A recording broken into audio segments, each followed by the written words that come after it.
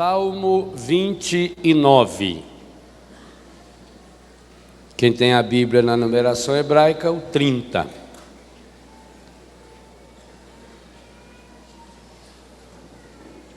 Salmo 29. Esse salmo a igreja está rezando hoje em todos os lugares do mundo em que se celebra a Eucaristia.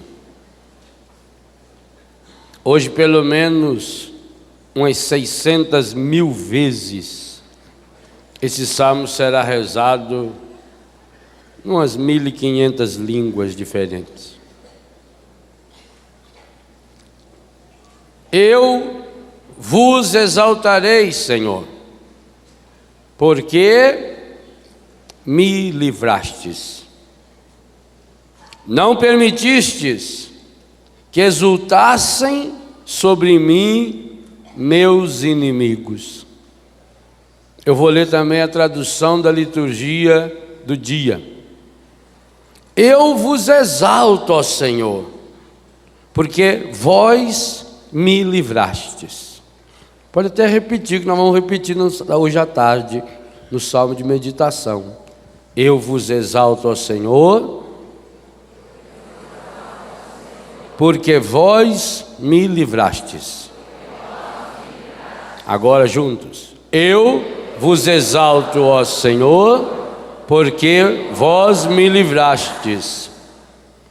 E não deixastes rir de mim meus inimigos. Vós tirastes minha alma dos abismos e me salvastes quando já estava morrendo. Versículo 3 da Ave Maria.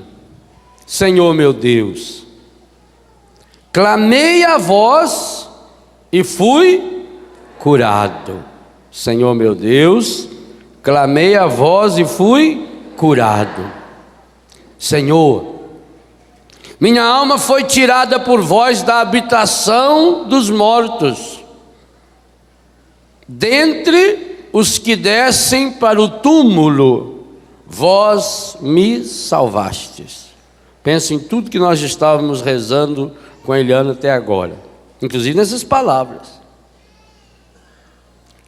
Ó vós fiéis do Senhor, cantai sua glória, dai graças ao seu santo nome, porque a sua indignação dura apenas um momento, enquanto sua benevolência é para toda a vida. Pela tarde vem o pranto, mas de manhã volta a alegria.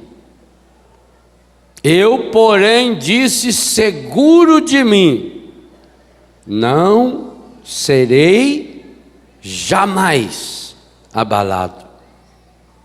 Senhor, foi por favor que me destes honra e poder, mas quando escondestes vossa face, fiquei aterrado. Talvez a tradução mais correta aqui seria: quando me escondi de vossa face, fiquei aterrado. Em Portugal eles estão entendendo bem esse termo aterrado, porque lá fala quando o avião vai abaixar, a aeromoça avisa, aperta o cinto, porque nós vamos aterrar. Aterrar é voltar para a terra, é abaixar.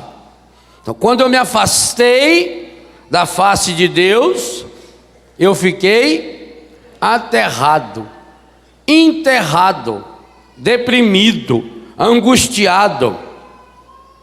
A vós, Senhor, eu clamo e imploro a misericórdia de meu Deus. Que proveito vos resultará de retomar minha vida, de minha descida ao túmulo? Porventura vos louvará o meu pó?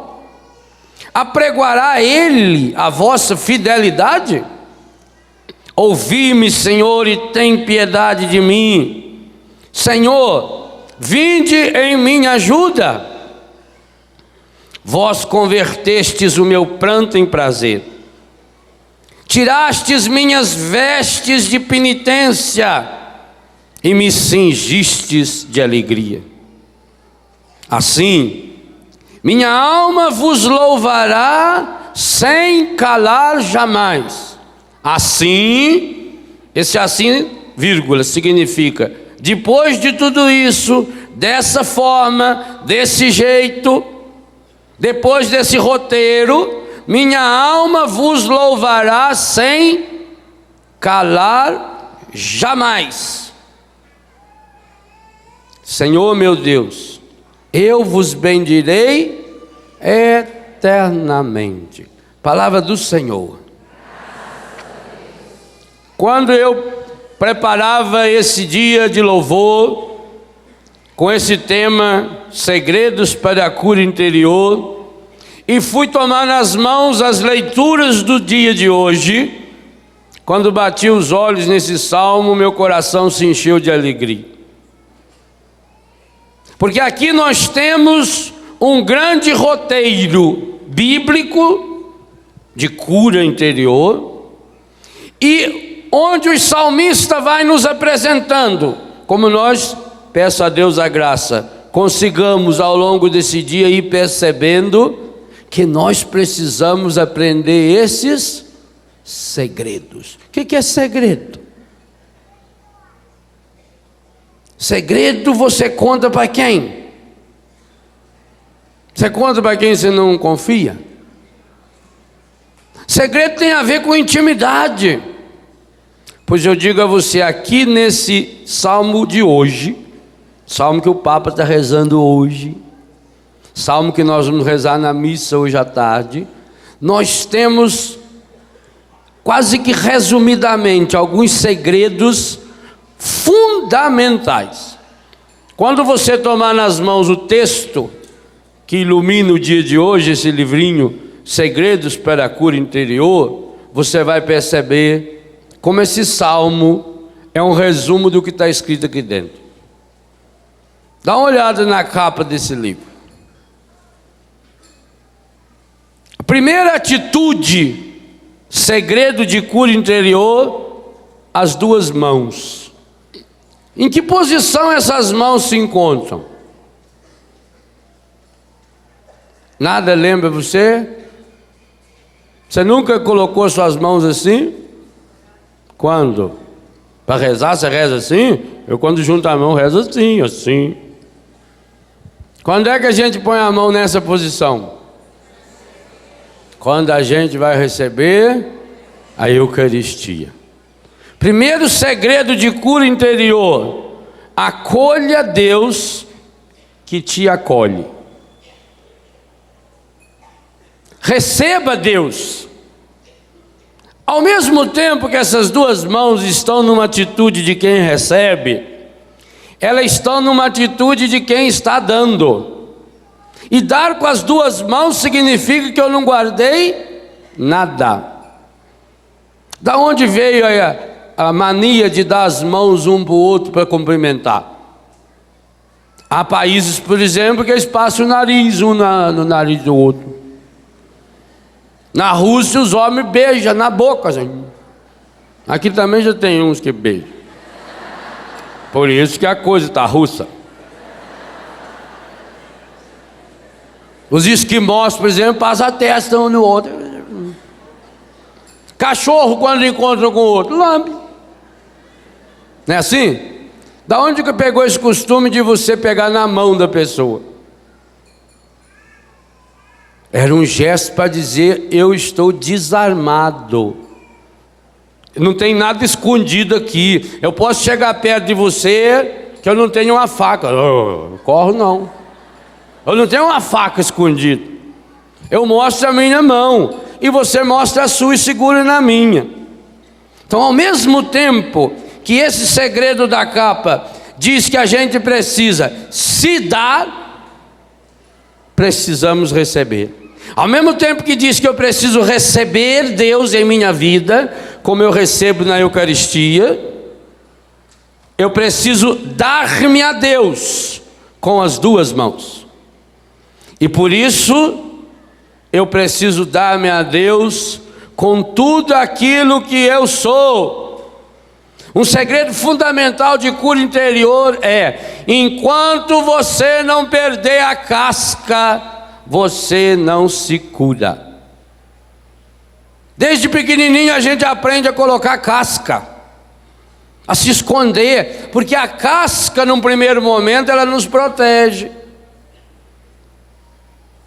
mas depois impede que a graça de Deus nos atinja. Eu preciso dar-me inteiro a Deus com as duas mãos. Significa que eu não estou guardando nada para mim, eu não escondo nada. O salmista não esconde nada de Deus.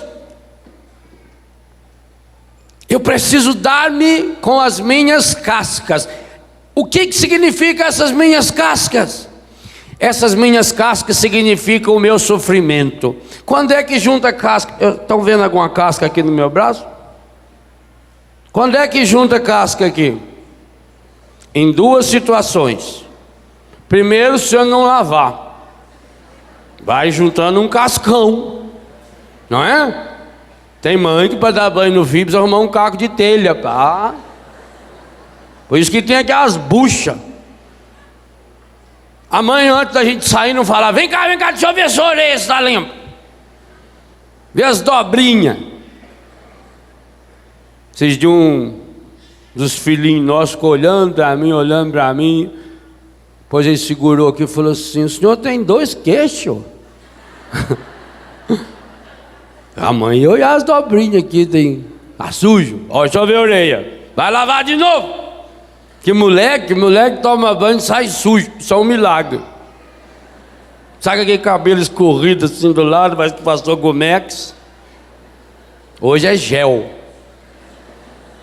Então, junta casca quando eu não lavo. E quando é que junta casca mais grossa ainda?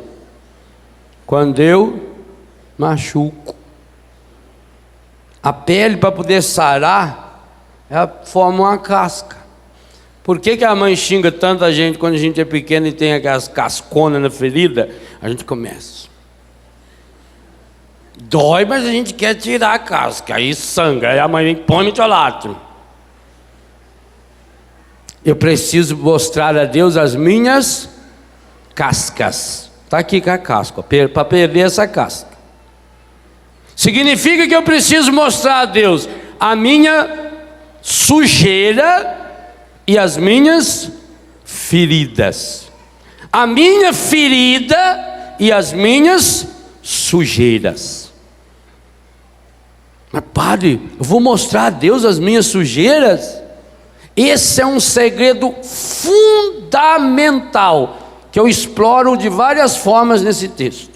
Fundamental de cura interior. Eu preciso mostrar a Deus as minhas cascas, as minhas sujeiras e as minhas dores. Nós até nos convencemos sem muita dificuldade que precisamos mostrar a Deus as nossas dores.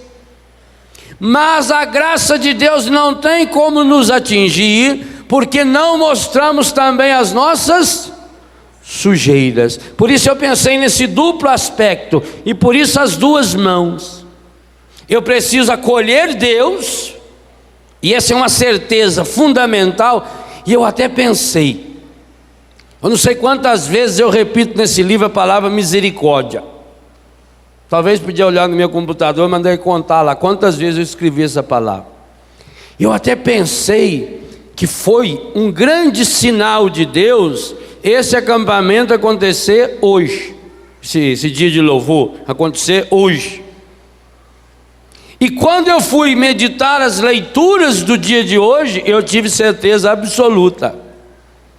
Os passos que nós viemos dando nesses últimos 50, 60 dias, entre quarta-feira de cinza, aliás, entre o acampamento de carnaval já, onde fomos chamados a experimentar uma verdadeira alegria, e para isso viemos nos afunilando.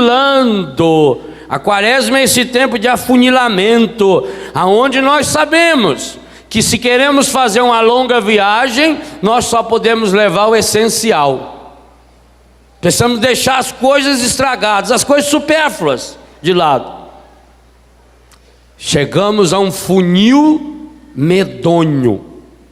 E aliás, esse ano nós tivemos e estamos tendo uma grande profecia. Uma profecia que está se cumprindo. Uma profecia que tem tudo a ver com Catarina Emmerich, uma mística semi-analfabeta.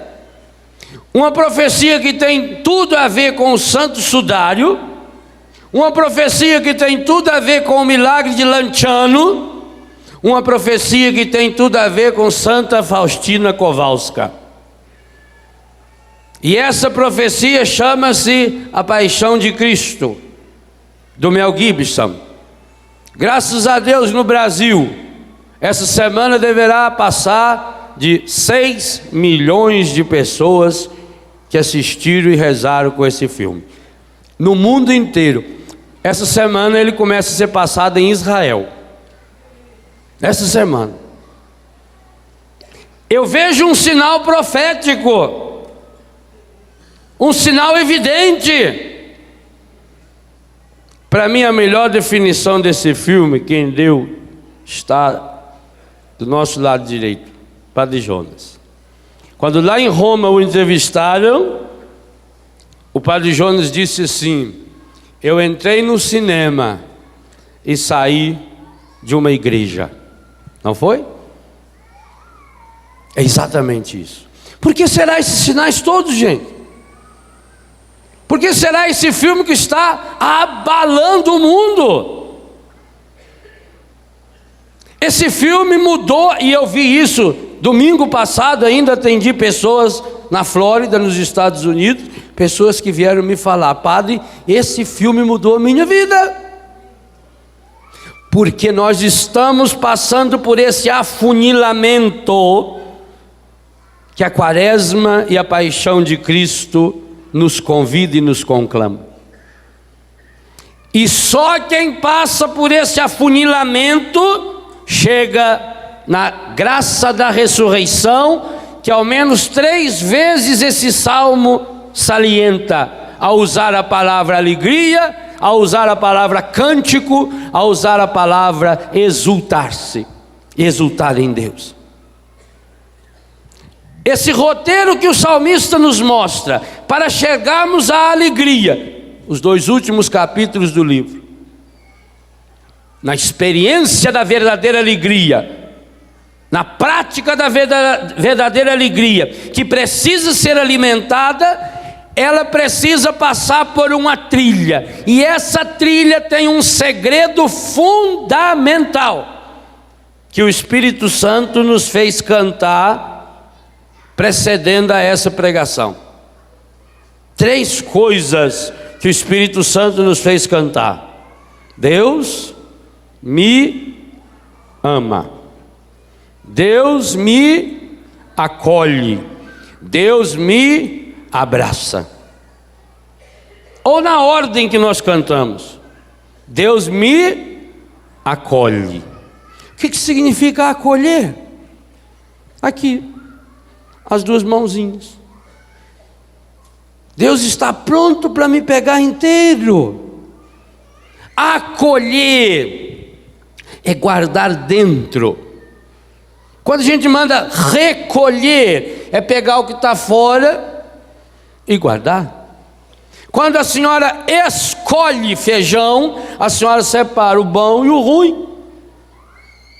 Acolher significa guardar dentro do coração. Acolher. Então, Deus mas me acolhe do jeito que eu sou, com as minhas cascas, com as minhas feridas. Esse é um segredo fundamental para a cura interior. Mas, meus irmãos, e eu gasto um capítulo, talvez que seja o capítulo mais longo do livro, para falar sobre isso.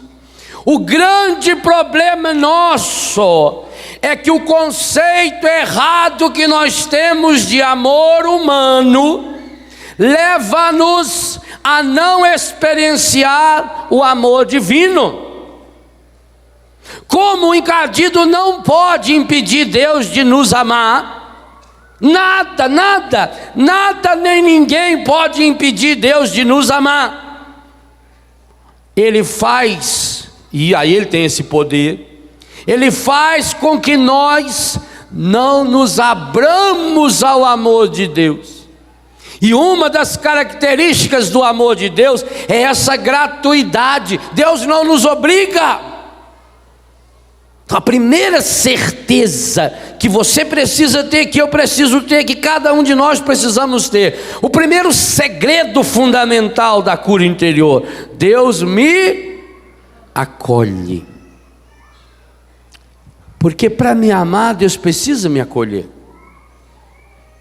A primeira coisa que você precisa para amar é acolher a pessoa, é trazer a pessoa para dentro do seu coração, é a pessoa saber que ela pode se jogar nos seus braços.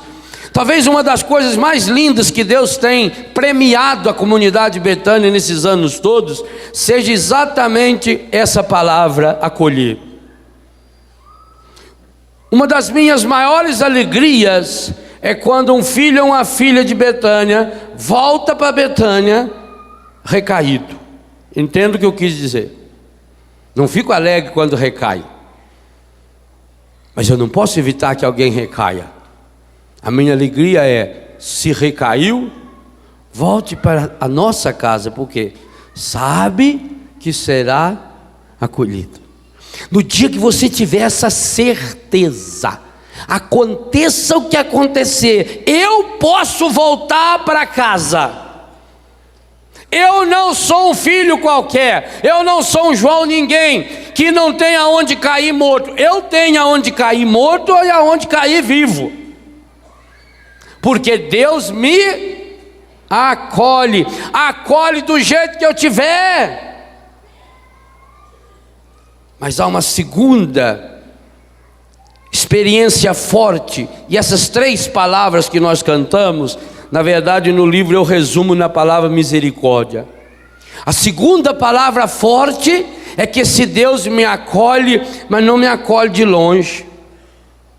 Eu estou lá na minha casa sentado lá no sofá, alguém está lá fora na chuva, eu falo, por favor entra, fica aqui dentro enquanto passa a chuva. Eu até acolhi a pessoa dentro da minha casa, ela está dentro da minha casa, mas eu estou lá sentado no meu sofá. A segunda palavra que nós cantamos é que Deus me... Tem jeito de abraçar de longe? Essa palavra abraço na Bíblia ela é espetacular, porque Deus me abraça significa que Deus me acolhe, trazendo-me para bem pertinho dele. Esse abraço significa os gestos concretos que Deus usa para expressar, para externalizar, para fazer com que seja sentido, tocado por mim esse amor. Mas esse abraço também significa que essa acolhida de Deus, e aí a terceira palavra, é uma acolhida amorosa. É aquele abraço do pai pródigo no filho impródigo, daquele menino que pensou em fazer muitos discursos para o pai, mas que o pai decidiu calar-lhe a boca com um abraço. Morreu no abraço o mal que eu fiz. Eu tenho tentado ensinar isso aos casais, eu tenho tentado ensinar isso a meus filhos, minhas filhas, meus consagrados. Faça com que morra num abraço o mal feito. Quantas e quantas vezes nós perdemos a oportunidade de curar uma pessoa para sempre, porque não abraçamos essa pessoa. Nós não nos abraçamos mais verdadeiramente. Seu filho não chegou na hora, a hora que ele chega. Quero saber por que você não chegou na hora. Você rompeu relações com sua esposa, com seu marido, com um amigo, seja lá com quem for. Na hora que reencontra, vamos conversar sobre isso. Isso é uma imbecilidade. Então você não ama. Aproveita essa hora para dar um abraço tão apertado, tão demorado, tão silencioso nessa pessoa, que ela nunca mais vai esquecer que você a ama e acolhe. O amor precisa ser traduzido em gestos. Mas como é que Deus pode me abraçar se eu estou longe? Deus está lá com os braços abertos me esperando. Mas se eu me afasto dele, evangelho de hoje, como é que Deus vai me abraçar? Deus quer me abraçar, Deus quer me acolher. Mas Jesus diz: eu estou à porta e bato, se você abrir. Se você não chegar perto de Deus com a sua casca formada pela sujeira do pecado, você tem? Eu tenho um monte. Casca formada pela ferida, talvez até muitas dessas feridas provocadas pelo pecado. Deus não tem como traduzir esse amor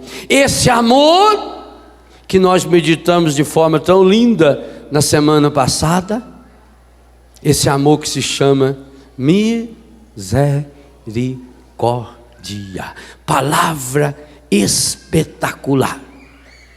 Mas veja bem o que significa essa palavra. Quando o Papa proclamou, e eu tive a graça de estar em Roma, naquela 8ª de Páscoa do ano santo, no dia em que ele canonizou Faustina Kowalska, essa menina que mergulhou sua vida na misericórdia infinita. Quando o Papa proclamou o domingo da divina misericórdia, não da misericórdia divina.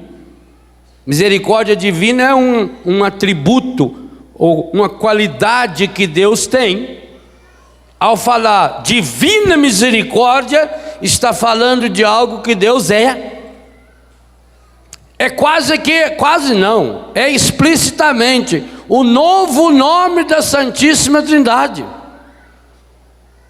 E é interessante que o Papa usou exatamente essa expressão da misericórdia, o Deus que é rico em misericórdia, logo na segunda encíclica que ele nos escreveu, lá pelos anos 80, acredito que no ano 80, 81.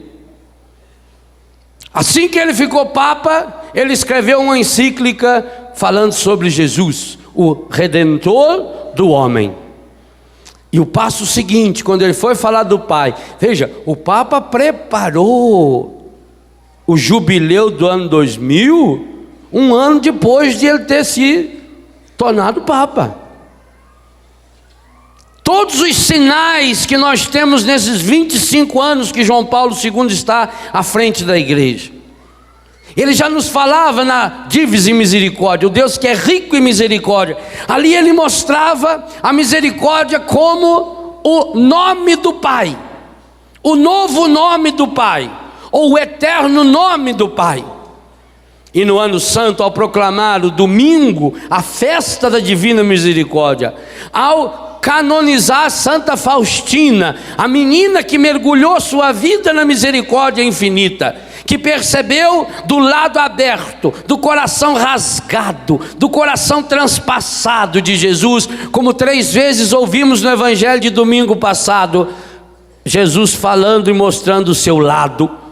Santa Faustina que mergulhou ali a sua fraqueza, a sua debilidade, a sua casca naquela porta aberta da misericórdia. O Papa, ao nos apresentar a divina misericórdia, e essa apresentação acontecer acompanhada de um crucifixo, que foi sugestão do próprio Papa, em que o Filho estava crucificado no Pai e ambos nos davam o Espírito Santo. Ali, João Paulo II nos convidava a um mergulho nesse Deus que é, não só que tem, mas que é a própria misericórdia, a divina misericórdia. Mas que coisa impressionante, meus irmãos. Eu vou dar um exemplo bem claro para você entender. Qual é a única possibilidade nesse mundo de eu, Léo, como homem, ter um filho feito na minha carne? Única possibilidade, se me unir a uma mulher. Fora isso, tem jeito? Não tem jeito. Impossível. Mesmo que for nesses absurdos de laboratório, vai ter que pegar o material genético masculino para se unir ao material genético feminino. A semente masculina com a semente feminina. Tem outro jeito? Não tem. Agora entenda a palavra misericórdia. Deus pode ser misericordioso sozinho? Pensa bem. Nós falamos que Deus tudo pode.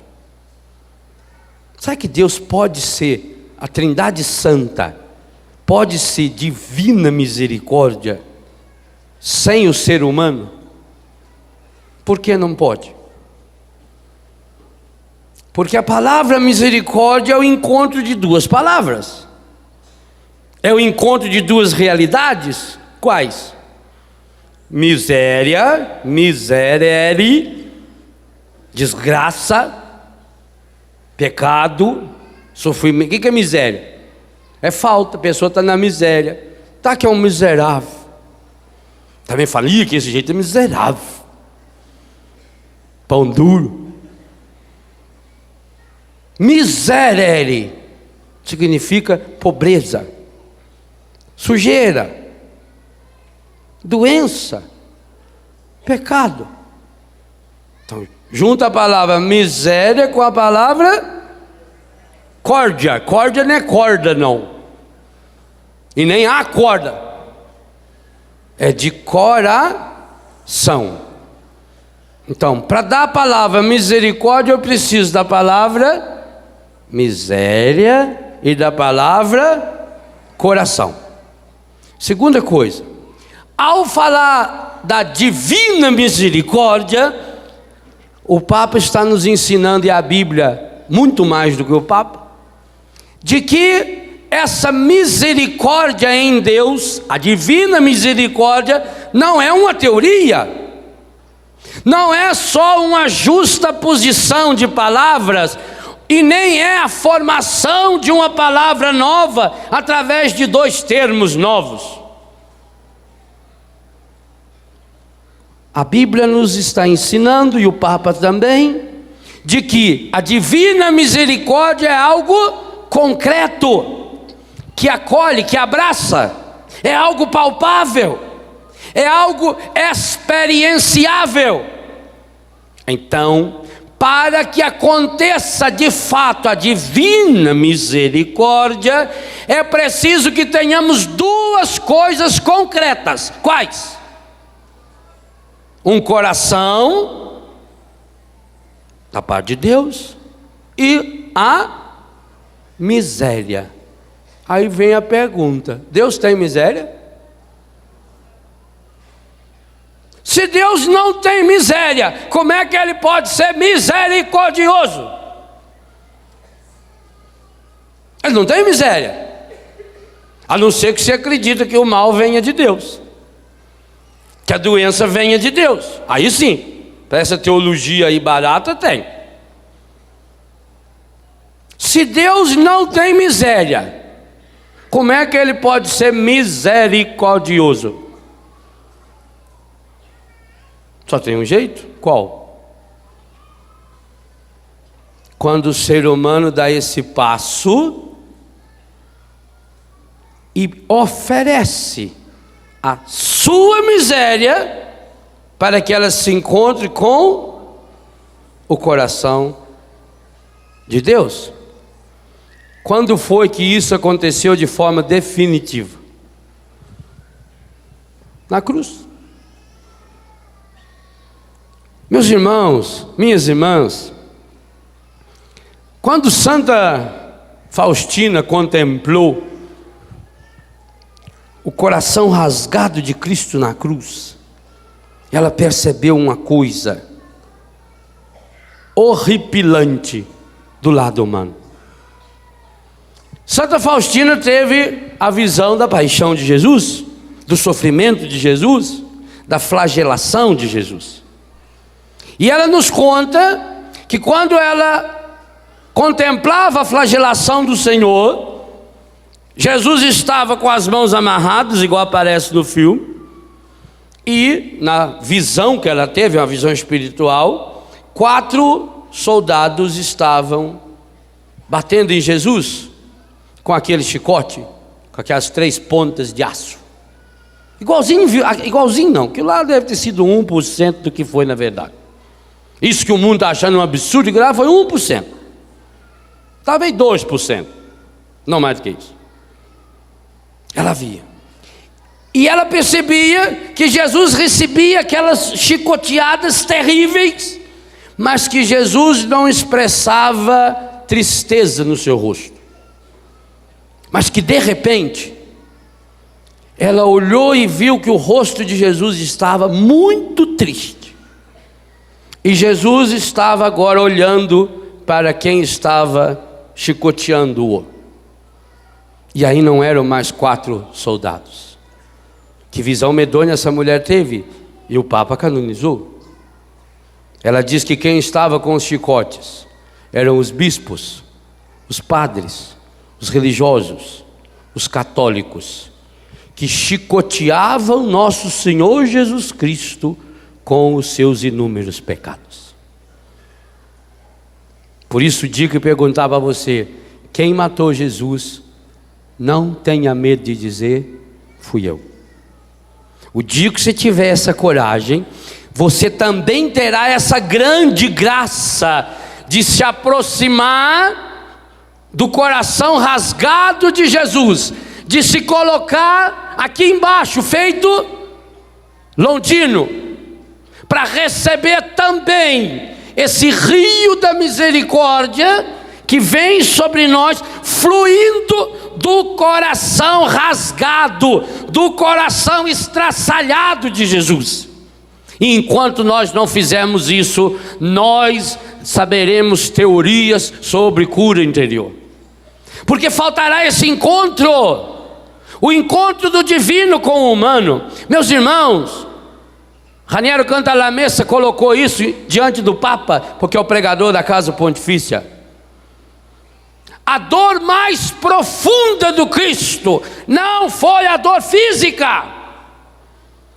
A grande paixão do Cristo foi a paixão na sua alma. Por isso ele escreveu uma frase linda: a paixão da alma na alma do Cristo é a alma da paixão. Por quê? Vocês imaginam uma coisa? Quando uma corrente de ar quente choca-se com uma massa de ar frio, o que acontece? Uma explosão? Trevas, relâmpagos. A Bíblia não diz que aconteceu isso? A Bíblia não diz que houve terremoto na hora da morte do Cristo? Por quê? Porque o Cristo humano, Jesus, ao tornar-se humano, Filipenses 2, de 6 a 11, ao assumir em tudo a condição humana, ele assumiu todo o pecado da humanidade em si. Jesus trazia toda a miséria da humanidade em si, toda, inclusive a minha e a sua, ou melhor, especialmente a minha e a sua. Jesus trazia nas suas costas, e por isso que aquilo que foi profetizado por Isaías, no capítulo 53, versículo 4 e versículo 5, no Novo Testamento vai aparecer separado em 2 momentos.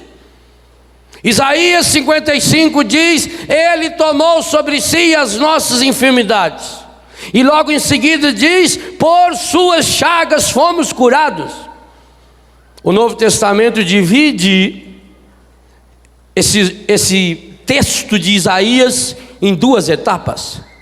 A primeira etapa vai aparecer no capítulo 8 de São Mateus, quando Jesus cura os doentes e começam a trazer doentes endemoninhados para ele, Isaías é repetido, o versículo 4 do capítulo 55, no capítulo 8 de Mateus. Ele tomou sobre si as nossas enfermidades. Enquanto ele era vivo, ele foi passando pelo mundo e tomando sobre si e pegando para si as nossas enfermidades. Vocês sabem muito bem que um problema sério dos hospitais é onde colocar o lixo hospitalar. Imagine que eu tenho um tumor maligno aqui na minha perna, e eu vou no hospital, eles cortam em volta e arrancam esse tumor maligno. Tirou de mim, e agora vai para onde? Manda enterrar? Enterra, vai para a água, a pessoa... É um problema sério. Quando Jesus tirava a doença de alguém, para onde ele mandava essa doença? Para o ar? Para onde? Quando Jesus curava um paralítico, para onde ia a paralisia que tinha paralisado a pessoa? Quando Jesus curava um leproso, ele tirava a lepra da pessoa, para onde mandava essa lepra? Ele enterrava, jogava por ar, para onde ele levava essa lepra? São Mateus vai dizer no capítulo 8, ele tomou sobre, ele foi pegando para ele. Que coisa espetacular! Que amor é esse? Cada doente que Jesus, e ainda hoje, cada doente que Jesus vai curando, ele vai tomando sobre si. Por isso que cada Eucaristia é celebração do mistério pascal do Cristo. E celebrar o mistério pascal do Cristo significa celebrar a sua morte, a sua ressurreição e a sua glorificação. Esse grande período que a igreja está vivendo agora. Por isso esse dia de louvor tinha que acontecer hoje, depois da festa da misericórdia, depois da Páscoa, caminhando para Pentecostes. No coração do mistério pascal nós estamos vivendo, já quase que nos preparando ansiosamente para a última etapa do mistério pascal, que é o derramamento do Espírito em Pentecostes. Jesus foi passando pelo mundo e foi tomando sobre si as nossas enfermidades. Por isso São Paulo pode dizer na segunda carta aos Coríntios: aquele que não tinha pecado, Deus o fez pecado por nós. E ele se transformou no próprio pecado. Isso é um disparate. São Paulo escreve isso com uma explosão de espanto no capítulo 3 de Gálatas. Ele se transformou numa maldição. Maldito aquele que é preso no madeiro. A segunda parte da frase do profeta Isaías, tomou sobre si as nossas enfermidades, por suas chagas fomos curados, só aparece na carta de Pedro, depois da ressurreição de Jesus, depois da morte de Jesus. Jesus vivendo no mundo, ele foi tomando sobre si as nossas enfermidades. E quando ele chega na cruz, a cruz é o ápice. Ele na cruz é a miséria humana inteirinha. Por isso a paixão da sua alma. E essa miséria humana inteirinha, todas as cascas, todos os pecados, por isso que ele se descasca, por isso que ele está nu, por isso que ele é uma ferida só, por isso que ele está sujo de todas as sujeiras da humanidade. Essa sujeira toda na cruz, por isso teve que ser levantado da terra. E ele já tinha dito isso no capítulo 3 de São João: como Moisés levantou a serpente no deserto, assim será levantado o Filho do Homem. E ali já salientava para olhar para o seu coração rasgado. Aqueles que olhavam para a serpente eram curados. Ele vai retomar isso no capítulo 8 e no capítulo 12 de São João. Muito interessante que tanto o capítulo 8 como o capítulo 12 de São João começam com uma cena mostrando duas mulheres prostituídas, as únicas duas mulheres das quais o Evangelho diz que foram expulsos 7 demônios. No capítulo 8, Madalena; no capítulo 12, Maria de Betânia. As duas que vão ungir o Senhor. Uma que vai ungir o Senhor, João capítulo 12, a unção de Betânia na segunda-feira santa. Outra que vai passar o sábado santo inteirinho preparando perfume e lágrima para levar ao Senhor. Durante a noite do sábado ela vai e chega na madrugada da ressurreição. Aquela primeira unção que começa em Betânia, com Maria de Betânia, que derramou o perfume e quebrou o vaso diante de Jesus. Essa unção, Maria Madalena, no sábado santo, aquele sábado em que ela ficou chorando e preparando as lágrimas, foi o dia em que o Senhor estava no túmulo, que Eliana falava e que o Salmo 29 retomou. Meus irmãos, aqui nós entendemos uma coisa esplendorosa. Se para salvar o ser humano que está aterrado nesse chão, Jesus tornou-se humano, com um corpo humano, com uma vontade humana, com as limitações humanas, para salvar aqueles que já estavam abaixo dessa terra, para salvar aqueles que já tinham morrido. O único caminho, o único jeito que Jesus tinha para salvar os que estavam na terra era tornando-se um de nós, armando a sua tenda entre nós. O verbo de Deus se fez carne e habitou entre nós. O único jeito que ele tinha para salvar os que já tinham morrido era tornando-se um com eles, e ele então foi capaz de morrer.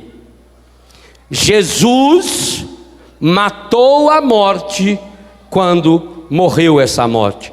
A morte morreu quando matou Jesus. E Jesus, morto na carne, desce aos infernos, desce à mansão dos mortos. É São Pedro que vai nos ensinar isso também. No dia em que Madalena passa preparando com lágrimas do pecado do seu passado, da sua história e da humanidade inteira, ele está lá. E nós lemos no ofício da manhã, e você que acessou o site da Canção Nova, você encontrou exatamente esse texto no sábado santo, o encontro de Jesus com Adão. Para que a igreja na noite do sábado pudesse, ao acender o círio pascal, cantar: ó feliz culpa de Adão, que nos mereceu tão grande Redentor. Essa frase sempre mexeu com a minha cabeça. Como é que então o pecado de Adão foi feliz? Então quer dizer que Adão foi um santo, ele só executou um projeto que foi dado para ele, foi tudo uma encenação. Com o tempo eu fui descobrir, a igreja só fala ó feliz culpa de Adão a partir da redenção oferecida e operada por Jesus. É uma releitura, e aqui está um segredo importante que eu vou explorar no dia de hoje, para a graça de cada um de nós chegarmos a experienciar a cura interior. Fazer releitura da nossa vida, fazer releitura da história. Quando a igreja, na noite do sábado santo, apaga as luzes todas, e quem assistiu pela televisão, eu pude assistir um pedacinho depois da nossa celebração, esse rincão era uma coisa espetacular, aquelas velas acesas, a luz de Deus que foi se acendendo. Eu digo a você, essa luz foi tão forte que chegou a 1000 quilômetros de distância, lá onde eu estava em Santa Catarina, e iluminou também o meu coração, porque essa é a grande certeza que nós descobrimos. A igreja na noite da vigília pascal está nos dando a aula prática mais profunda e maravilhosa de cura interior.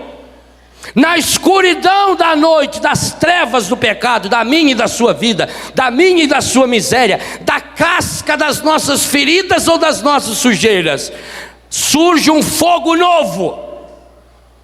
Esse fogo novo abençoado, o círio pascal, a certeza concreta, visível, feita de cera virgem da abelha. de que esse Senhor, princípio e fim, alfa, ômega, está agindo, a Ele a eternidade, a glória, aqui no ano de 1990, no ano de 1850, no ano de 1220, no ano de 2004, como nós vemos em todas as igrejas do mundo inteiro. A data é nesse ano, é esse hoje de Deus. Hoje não fecheis o vosso coração, hoje é o grande hoje com H de Deus. Jesus, logo depois desses dois sinais do pecado humano, capítulo 8 e capítulo 12 de São João, ele nos chama a atenção para esse momento da cruz. João 8, 28, e quando eu for levantado da terra, então sabereis quem eu sou. João 12, 32, e quando eu for levantado da terra, eu atrairei todos a mim. Aqui nós entendemos por que Jesus precisou ser levantado da terra, porque ele não morreu na terra, porque ele não morreu em contato com a terra, porque ele foi levantado. E ele disse, repito 3 vezes, João 3,14, 8, 28, 12, 32, que ele seria levantado, que ele sairia desse chão, embora a cruz estivesse cravada nesse chão, porque já estava acontecendo ali a redenção, já estava acontecendo ali a exaltação do Senhor. Para São João o Espírito Santo foi dado quando Jesus deu o seu Espírito, e o grande sinal que nós temos nisso é a pessoa de Nossa Senhora, a mestra da cura interior, a quem reservei um capítulo especial nesse livro, Segredos da Cura Interior. Maria está de pé aos pés da cruz. Ah, que coisa espetacular. Gente, eu quase que entro num delírio espiritual quando fico meditando isso. Quando o anjo chegou para Maria e a saudou, como é que ele saudou Maria? Ele falou o nome dela. Por que ele não falou o nome dela? Será que ele não sabia o nome dela? Me arruma um paninho aqui que eu estou derretendo já. Ele não sabia o nome dela? Será possível que esse anjo ia fazer uma viagem tão longa, chegar lá em Nazaré e não ia saber o nome dela? Que anjo mais sem educação, que chega e não fala nem o nome da dona? Quando ele chegou, ele falou o que para ela? Ave cheia de graça. Ele sabia o nome dela? Sabia, logo em seguida ele vai falar o nome dela. E por que que ele na saudação não falou o nome dela? Dona Maria? Porque nenhum nome era maior do que aquilo que ele disse. Quando ele disse, eu te saúdo, ó plena de graça. Esse é o nome que Deus escolheu para Maria. Ela é a plena de graça. Haris, graça.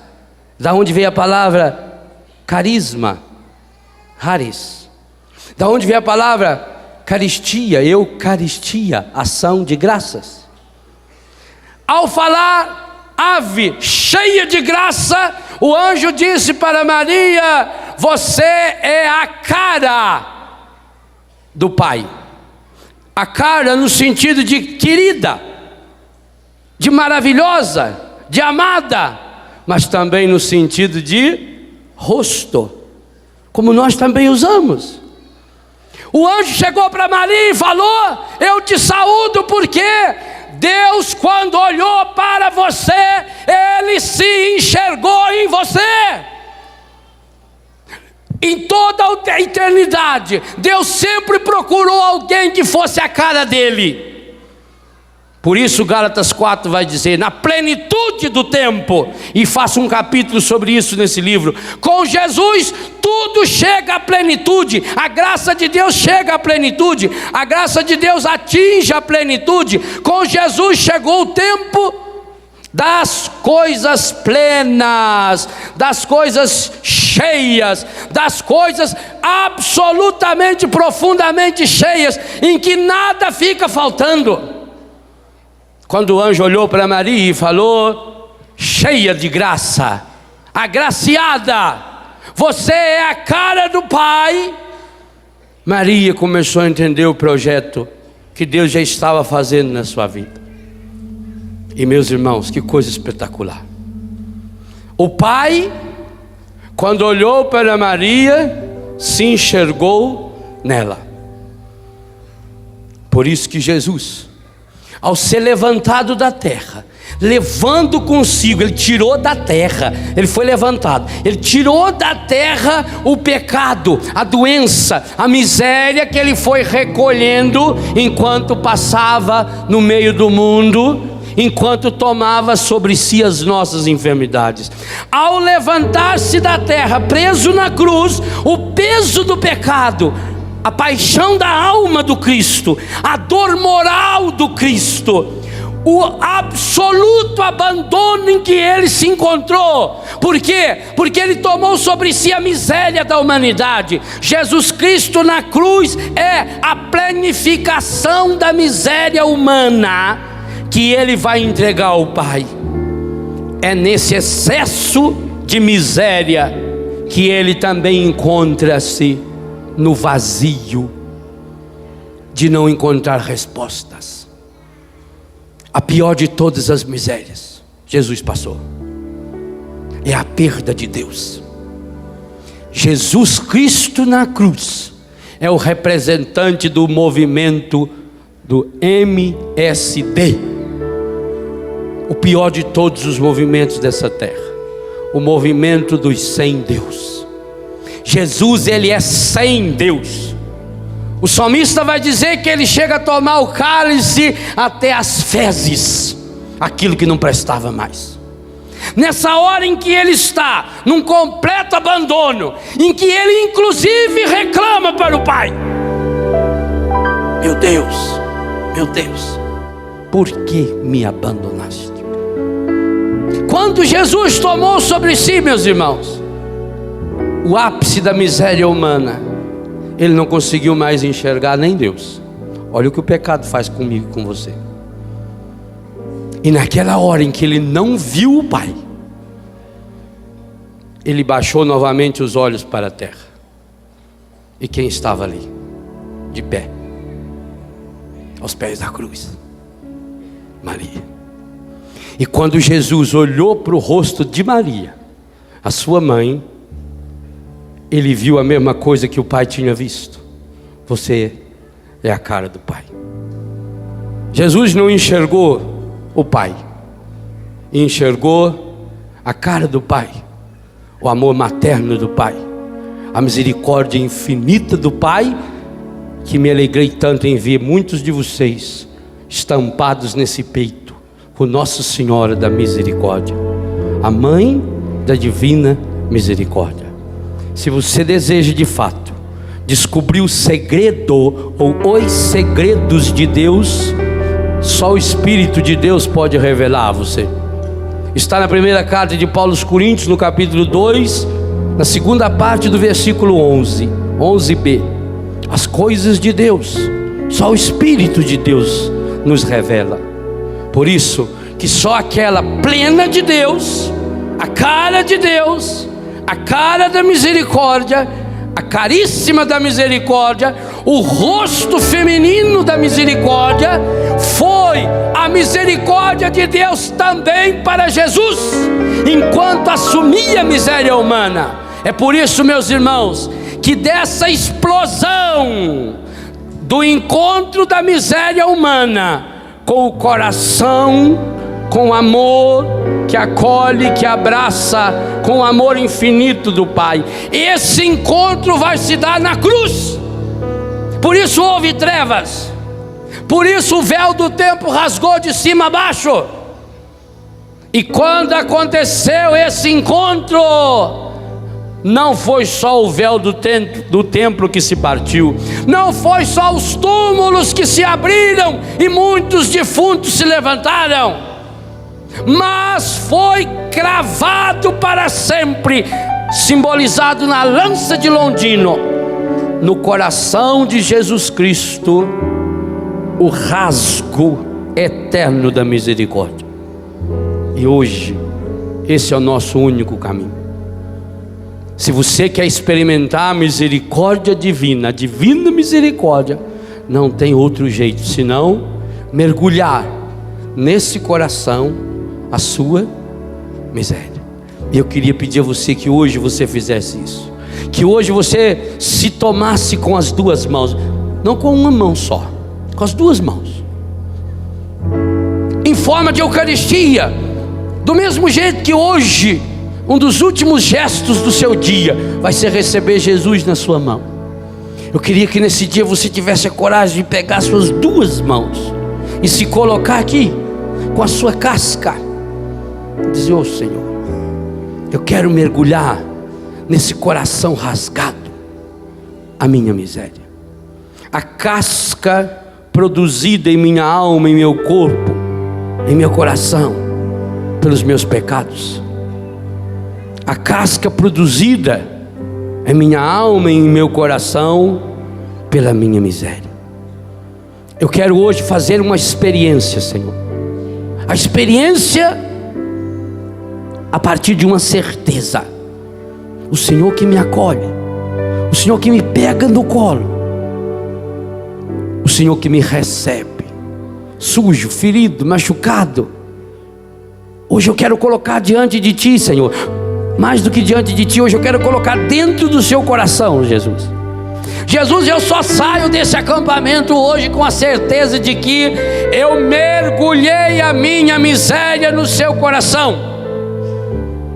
Esse segredo de Deus, que o Senhor foi capaz de morrer na cruz para nos revelar, hoje eu preciso, eu necessito experienciá-lo. E é por isso que eu suplico: Mãe da divina misericórdia, leva-me, segura-me firme aos pés da cruz de Jesus. Mãe da doçura infinita que é a misericórdia, faça com que eu esteja aí, de pé. Levanta-me dos sepulcros e dos túmulos nos quais meu pecado, minha miséria, minha sujeira, minhas doenças foram me envolvendo. Hoje eu quero tirar essa casca e quero me dar. Eu estou aqui, Senhor. Eu não estou aqui por acaso, Senhor. Eu sei que o Senhor reservou no calendário do seu coração esse dia de hoje para ser marco da minha vida, marco na minha história. É por isso que o Senhor me trouxe nesse santuário da misericórdia.